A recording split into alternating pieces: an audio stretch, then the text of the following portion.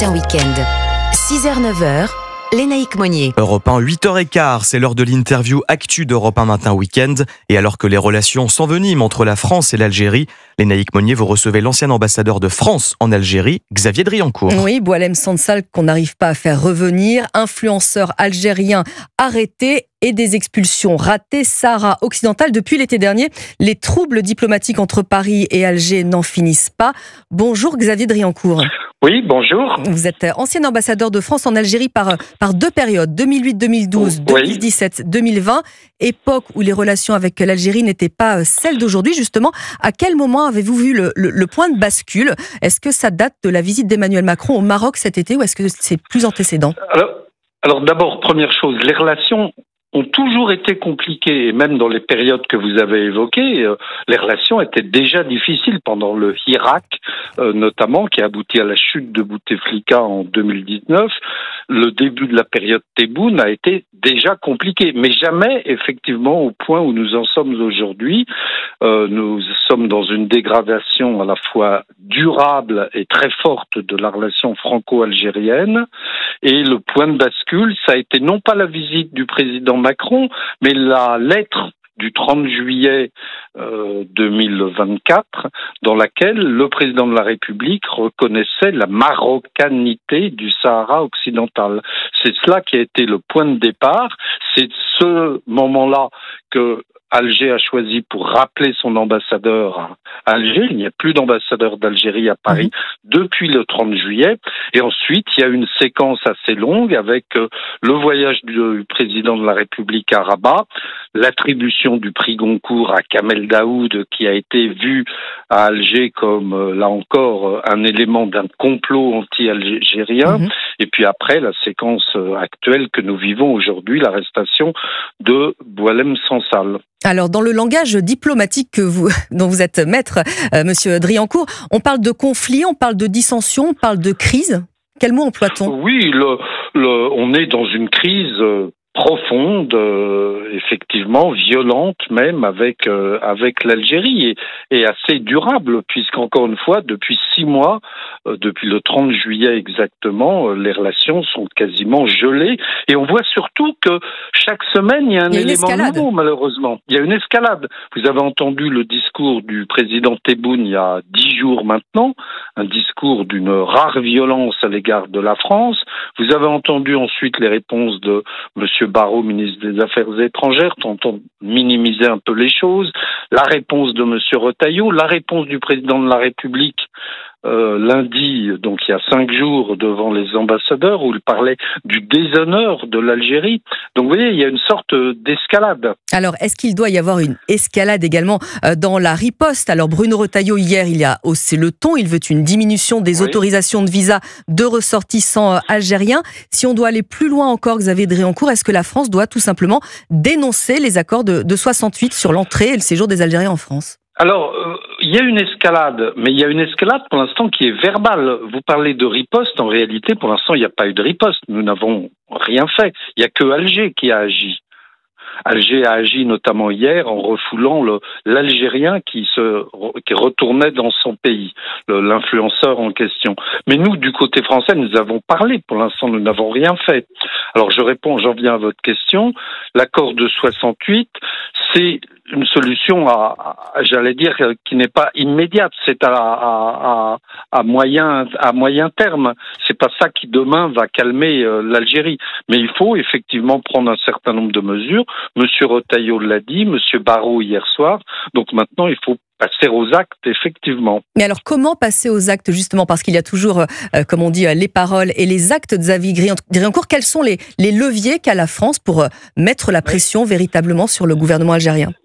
Il y a toute une gamme d'actions, on peut doser. Alors il y a l'accord de 2007 sur les passeports diplomatiques, il y a le lycée français d'Alger où sont inscrits beaucoup d'enfants de la nomenclature algérienne, il y a les accords de sécurité sociale, la dette hospitalière, l'accord de 68 évidemment, la mosquée de Paris et les différents réseaux algériens, les consulats d'Algérie l'Algérie en France, 20 consulats qui ne jouent pas leur rôle puisqu'ils délivrent normalement des laissez-passer consulaires et puis en ce moment ils ne font rien. Donc voilà, il faut se poser, il faut voir la gamme des moyens dont nous disposons et ça, j'imagine que ça fait l'objet de réunions en ce moment entre le Quai d'Orsay, le Premier ministre, le ministre de l'Intérieur, etc. Parce que vous soulevez ce point, Xavier Driancourt, effectivement, cet influenceur dont on a parlé il y a un instant,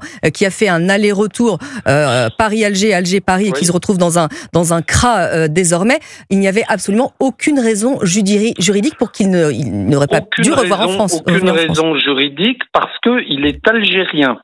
Ça a été démontré par un passeport biométrique. Et il avait un passeport algérien, donc il n'y avait aucune raison.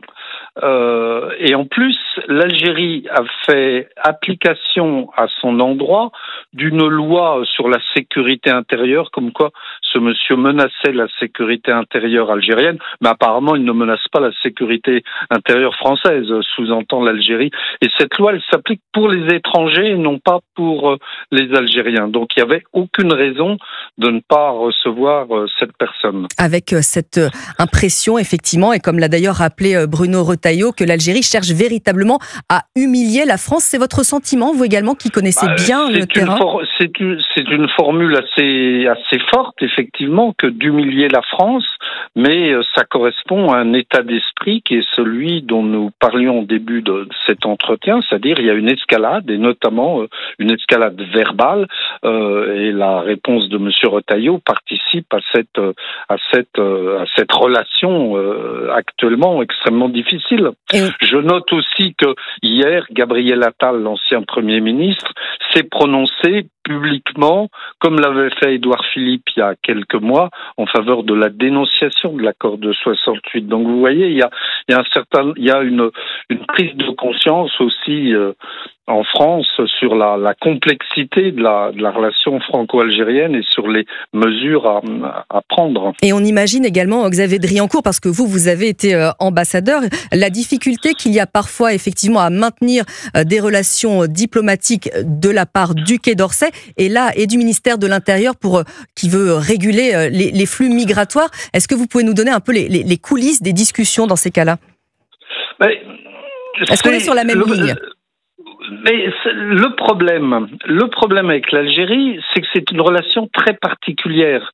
Avec, par exemple, l'Allemagne ou avec l'Italie ou avec les États-Unis, il n'y a pas ce genre de discussion.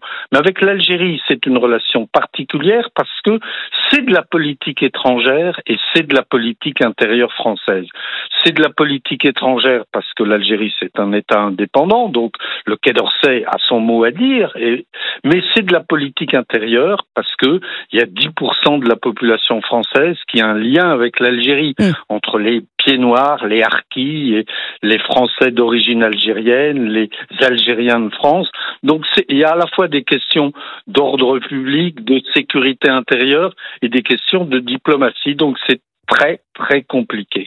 Que pensez-vous de l'attitude d'Emmanuel Macron dans cette crise, monsieur l'ambassadeur? Écoutez, le président de la République, il est dans son rôle. C'est lui qui a, en juillet, donc décidé de reconnaître le Sahara marocain. Mais en même temps, c'est le cas de le dire, pendant 7 ans, il a fait beaucoup de gestes à l'égard de l'Algérie.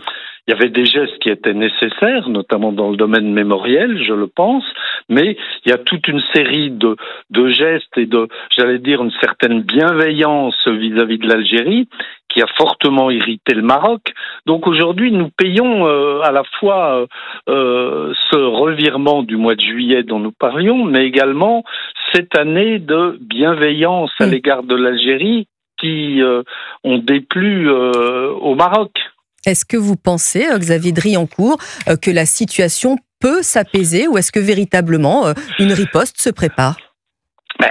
Il y a certainement des mesures qui sont en cours d'examen, mais non seulement la situation peut s'apaiser, mais elle doit s'apaiser. Elle doit s'apaiser parce que il faut que la France ait des relations normales et non pas peut-être exceptionnelles comme elles l'ont toujours été, des relations normales avec ses voisins d'Afrique du Nord, sans se notamment soumettre. le Maroc et l'Algérie.